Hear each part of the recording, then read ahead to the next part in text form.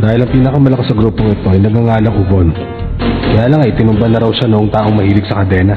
Sinabi naman namin sa inyo, hindi namin kilala ang taong yun eh!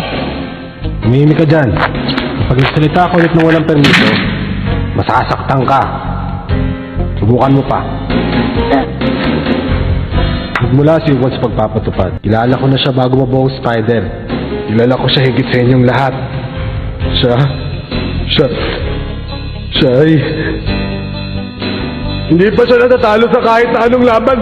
Sigurado nahulog lamang siya sa kung anong klaseng patibong. Hindi ko siya mapapatawad. Kahit maubos pang lahat ng tao sa mundo ito, matinding galit sa amin nung mahilig sa kadenang yon. Kaya mag-isip na kayong mabuti. Kung meron kayong nalalaman, huwag na kayong magdalawang isip. Wala akong alam. Kung may nalalaman ako, hindi ko sasabihin sa inyo. Ano? Sige, huwag ka mahiya. Iyakan mo yung kaibigan. Akala ko wala kayong dugo o luha.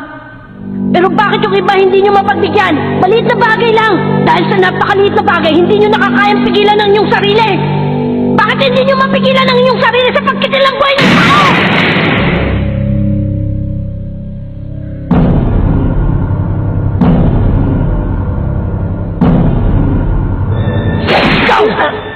Masyado ka naman nagpadala! Gon! Pag gumalaw ka, tapos ka.